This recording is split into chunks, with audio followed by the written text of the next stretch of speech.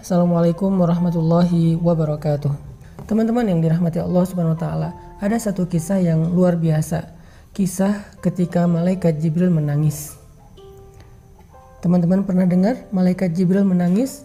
Padahal kita tahu malaikat Jibril itu kata Allah syadidul quwa, malaikat yang keras, yang kuat, yang ditakuti oleh malaikat yang lain, dzu mirratin, malaikat yang sangat wibawa, malaikat yang sangat agung, yang kalau beliau mengepakkan sayapnya, satu sayapnya itu bisa menutupi langit dan bumi.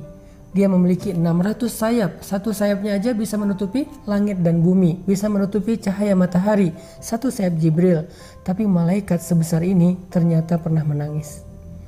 Satu hari Nabi mendapati Jibril sedang menangis, duduk di sebuah tempat, kemudian dia menangis. Air matanya membasahi wajahnya.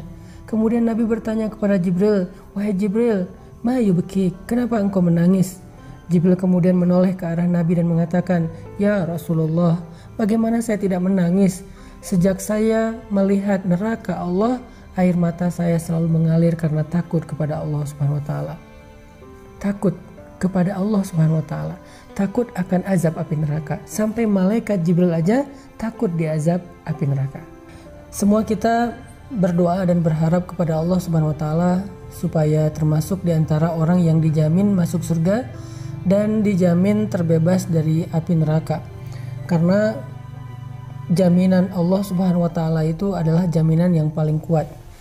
Bahkan Allah Subhanahu wa taala menyebutnya di dalam Al-Quran dengan istilah urwatul wusqa, tali yang tidak mungkin terputus.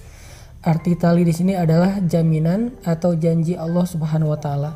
Sehingga siapapun yang mendapatkan jaminan mutaqa'u minan nar, terbebas dari api neraka, berarti dia termasuk orang yang sangat beruntung. Gak ada yang lebih beruntung daripada itu. Karena ketika dijamin terbebas dari api neraka, berarti dia terjamin masuk surga. Soalnya di akhirat gak ada tempat kecuali dua, kalau nggak surga berarti neraka. Sehingga siapapun yang terbebas dari api neraka berarti tempatnya di surga. Atau sebaliknya, siapapun yang tertolak dari surga dan tidak mencium aroma surga berarti dia tempatnya di neraka. Siapa orang yang dijamin terbebas dari api neraka menurut Al-Quran dan hadis? Banyak. Orang yang pertama kalau kita baca di dalam hadis adalah orang yang melaksanakan sholat subuh berjamaah. Kalau kondisinya sekarang harus social distancing, maka sholat subuh berjamaah kalau nggak bisa dilakukan di masjid, berarti melakukannya di rumah bersama dengan keluarga tepat waktu. Nabi SAW bersabda, siapa yang melakukan sholat subuh berjamaah di masjid, fahuwa fi zimmatillah, dia berada dalam jaminan Allah. Allah yang menjamin dia di dunia dan di akhirat. Sehingga sholat subuh berjamaah tepat waktu yang mungkin sedikit agak membuat kita harus bersusah payah, tapi ternyata balasan di sisi Allah jauh lebih besar. Sehingga kesusah payahan kita bangun subuh, kemudian berwudu dalam keadaan dingin, masih menahan ngantuk, itu akan terasa sangat murah dibandingkan dengan balasan yang Allah berikan kepada orang yang melakukannya. Maka dari itu, setiap malam sebelum kita tidur, coba teman-teman ingat-ingat kembali janji Nabi SAW tentang sholat subuh berjamaah. Sehingga sebelum tidur kita udah berazam, kita berniat yang kuat, ya Allah besok saya pengen dapat jaminanmu. Sehingga kalau saya besok dalam 24 jam meninggal dunia, berarti Allah menjamin dia terbebas dari api neraka. Itu keren banget, terbebas dari api neraka, terbebas dari sulitnya hisab, terbebas dari tergelincir di sirat, terbebas dari panasnya padang mahsyar, terbebas dari azab kubur, terbebas dari su'ul khatimah. Semua yang buruk-buruk akan Allah jamin dia terbebas darinya. Dan jaminan Allah itu nggak hanya berlaku di akhirat, tapi juga berlaku di dunia. Artinya dia terbebas dari sifat munafik, dia terbebas dari kekufuran, dia terbebas dari musibah-musibah yang menimpanya hari itu. Sehingga siapapun yang pengen dapat jaminan fahuwa fi zimmatillah, dijamin, dilindungi oleh Allah Subhanahu wa taala, dan yang paling besar adalah dijamin dan dilindungi terbebas dari api neraka, maka sholat subuhlah berjamaah. Walaupun agak berat. Mungkin kita ngerasa subuh berjamaah itu sesuatu yang luar biasa, berat banget, males banget, susah buka mata, dingin-dingin harus ke masjid. Tapi kalau kita bayangin ganjaran atau balasan ya Allah sediakan di balik ibadah itu, ternyata apa yang kita lakukan itu walaupun berat sangat murah dibandingkan dengan balasan di sisi Allah. Mau dapat jaminan 1 hari besok, sholat subuh berjamaah. Niatkan sebelum tidur. Yang kedua, orang yang dijamin terbebas dari api neraka adalah orang-orang yang melaksanakan ibadah Ramadan dengan maksimal. Dia melakukan ibadah puasa dengan sempurna, dia melakukan ibadah sholat tarawih dengan sempurna. Kemudian dia memperbanyak amal-amal sunnah di antara kedua ibadah ini. Di antaranya dia melakukan ibadah zikir, dia tilawah Al-Quran, dia sholat sunnah, dia memberi makan orang yang berbuka puasa, dia kemudian bersedekah, dan banyak lagi amal-amal soleh yang dia lakukan sepanjang bulan Ramadan. Maka dia termasuk orang yang kata Nabi utaqa'u minan nar, dijamin terbebas dari api neraka. Ini jaminan yang susah banget untuk didapatkan kalau bukan karena Allah yang maha pemurah.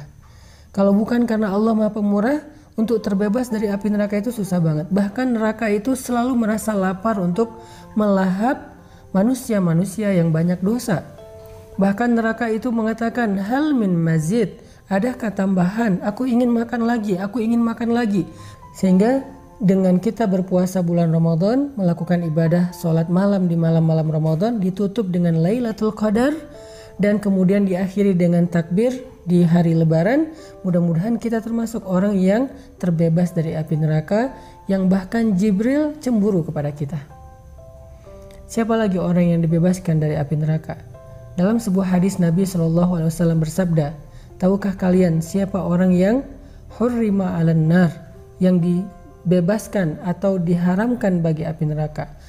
Neraka haram makan dia, dan neraka itu termasuk makhluk Allah yang tidak makan kecuali apa yang Allah halalkan bagi dia. Siapa yang Allah halalkan bagi dia? Orang-orang kufur, orang-orang munafik, orang-orang yang durhaka, yang banyak melakukan kezaliman. Tapi ini ada orang yang hurrima 'alan nar, yang diharamkan bagi api neraka, sehingga api neraka nggak mungkin makan dia, karena api neraka tidak mau makan kecuali yang halal baginya.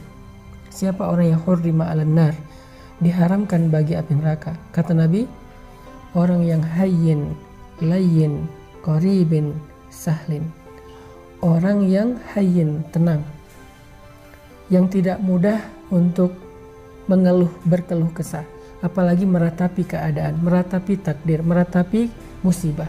Kedua, orang yang layyin, lemah lembut. Bahkan Allah Subhanahu wa taala menyuruh kepada Musa dan Harun ketika bertemu dengan Firaun, faqula lahu qawlan layyinan, ucapkanlah kepada Firaun ucapan yang lemah lembut. Bahkan ketika berhadapan dengan Firaun saja, di awal Allah menyuruh Musa dan Harun berkata lemah lembut. Bagaimana kita kepada orang tua kita? Apakah kita sudah layyin kepada orang tua kita?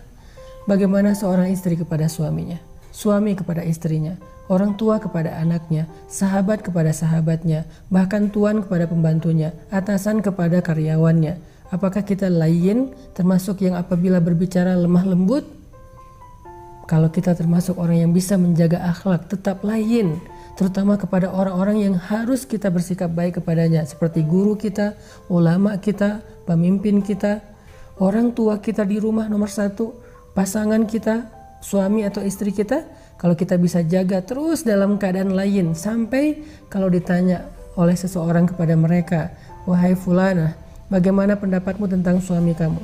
Lalu dia menjawab, yang saya tahu suami saya itu orang yang lemah lembut, yang saya tahu istri saya itu orang yang lemah lembut, yang saya tahu anak saya itu anak yang lemah lembut, yang saya tahu orang tua saya orang tua yang lemah lembut. Kalau kita dikenal dengan layyin, berarti kita insya Allah termasuk yang dibebaskan dari api neraka. Yang ketiga, qaribin, orang yang qarib, akrab. Akrab itu akrab dalam bahasa Indonesia. Artinya orang yang tidak mau memutuskan silaturahim, yang menjaga keakraban dalam keluarga, orang yang gak jaim, orang yang mudah bergaul, orang yang mudah untuk dekat dengan orang lain dalam kebaikan-kebaikan, orang yang tidak sombong, yang membuat jarak antara dia dengan orang lain. Kalau kita bisa dekat bahkan dengan anak yatim terutama, siapa yang dekat dengan anak yatim di dunia, maka dia akan seperti ini di surga dengan Rasulullah SAW. Dekat dengan anak yatim, dekat dengan orang miskin, dekat dengan orang yang susah, dekat dengan keluarga besar kita, dekat dengan siapapun yang kita anggap mungkin kurang dari kita dalam banyak hal, kurang dari sisi fisik, kurang dari sisi harta, kurang dari sisi ilmu. Sebutlah dengan orang yang masih awam, kita merasa dekat sehingga semua orang merasa nyaman dengan kita. Insya Allah berbahagialah kita termasuk orang yang dijamin terbebas dari api neraka. Dan yang keempat, orang yang sahlin, orang yang memudahkan urusan orang lain. Jangan terlalu ribet, jangan terlalu birokratif, jangan terlalu kaku. Apalagi ketika kita bergaul dengan sesama muslim. Ada beberapa urusan antara kita dengan teman kita, saudara kita, jangan terlalu kaku. Semuanya salah atau terlalu hard feeling. Semuanya disimpan di dalam hati, semuanya membuat dia emosi, gak ada rasa percaya kepada sesama muslim, sehingga semuanya tuh harus birokratif. Nah ini berarti dia gak sahlin. Seorang muslim dia sahlin dalam urusannya. Salah satu contoh sahlin memudahkan itu adalah hadis-hadis tentang masalah hutang piutang. Kata Nabi, siapa yang meminjamkan uangnya atau hartanya kepada saudaranya selama misalnya 1 hari, berarti selama 1 hari itu dia telah bersedekah sebanyak uang yang dia pinjamkan. Lalu besoknya saudaranya yang meminjamkan hartanya mengatakan, saya belum sanggup membayar, bolehkah saya meminta waktu lagi? Lalu dia memberikan waktu tambahan 1 hari, maka dia sudah bersedekah sebesar 2 kali lipat dari harta yang dia pinjamkan, dan seterusnya dan seterusnya. Ini artinya semakin banyak kita memudahkan urusan orang lain dalam interaksi kita sehari-hari, maka semakin kita mendekati jaminan Allah terbebas dari api neraka. Sampai Nabi mengatakan, siapa yang meringankan beban saudaranya di dunia, Allah ringankan bebannya di akhirat. Siapa yang mengangkat urusan atau hajat saudaranya di dunia, maka Allah mudahkan urusan atau hajatnya di akhirat. Fima ma'nah. Ini adalah diantara contoh-contoh orang yang Jibril cemburu kepada mereka karena mereka dijamin terbebas dari api neraka. Mudah-mudahan kita termasuk orang itu. Barakallahu fikum.